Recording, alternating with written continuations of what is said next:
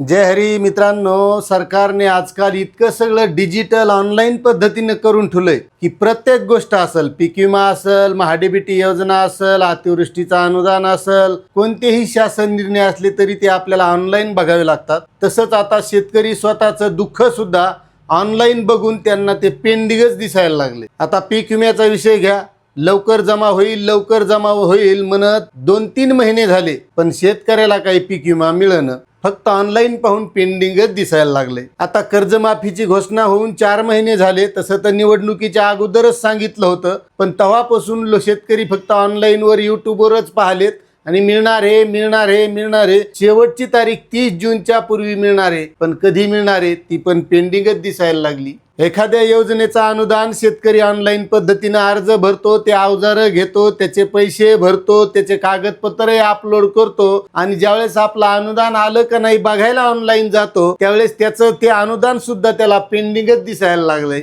आता तुम्ही शेतमालाचे भाव बघा, तुमच्या सोयाबीनला भाव नाही आता आलाय ते सोडून द्या, तुमच्या कापसाला भाव नाही आता आलाय तो सोडून द्या, कारण तुमच्या घरातच नाही। तुमच्या टोमॅटोला भाव नाही, तुमच्या कांद्याला भाव नाही, मात्र निवडणुकीच्या वेळेस जे तुम्ही भाषणं ऐका त्या भाषणाला किती भाव आहे। आणि आता दुसरी गोष्ट महत्वाची, आपल्याला डिझेल वाचवायचं सांगितलं, आपल्याला पेट्रोल वाचवायचं सांगितलंय आणि आपल्या आता शेतीचे कामं हे डोक्यावर आलेत, कारण पुढचा खरीपाचा हंगाम आता लवकरच सुरू होणार आहे आणि त्यामध्ये आपल्याला एकतर डिझेल मिळत नाही, डिझेल तर मिळतच नाही, मात्र आता डिझेलचे सुद्धा भाव वाढतच जात आहेत, त्याला सुद्धा आता भाव आलेला आहे। शेतकरी पंपावर कॅनी घेऊन जात आहेत, अगोदर तर सांगितलं कॅनीमध्ये डिझेल देता येणार नाही, मात्र काही लोकप्रतिनिधींनी मागणी केली की शेतकरी ट्रॅक्टर पंपावर आणू शकत नाही, त्यांना कॅनीमध्ये डिझेल द्या। आता शेतकरी कॅनी घेऊन तिथं चालले तर तिथं सांगण्यात आले की डिझेलच संपलेला आहे, पण आता शेतकऱ्यांना आश्वासनाची इतकी सवय झाली की त्या पंपावाल्याला सुद्धा म्हणतात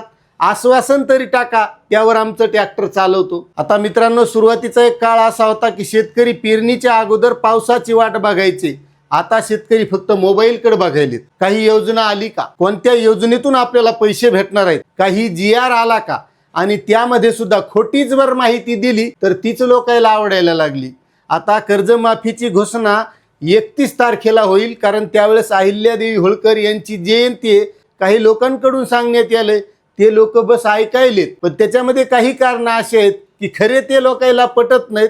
जे गटसचिव आहेत, कर्जमाफीचे या अगोदर 54 कॉलम होते, त्यामध्ये आता 13 कॉलमची वाढ झाली, 67 कॉलम झाले। ती माहिती भरायलाच गट सचिव नाहीत, ते संपावर जाण्याच्या मार्ग आहेत, हे लोकांना पटत नाही। म्हणजे फक्त रिकाम्या घोषणा शेतकऱ्यांना दिल्या, तेच पाहायला फक्त शेतकरी पुढे आहे आणि हे सगळं ऐकून लोकही फक्त या गोष्टीवरच खुश आहेत।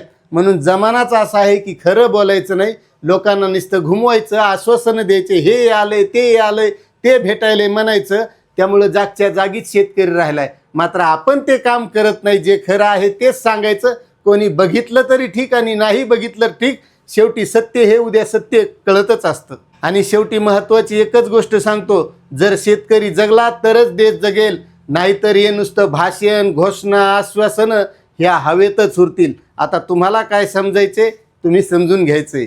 धन्यवाद।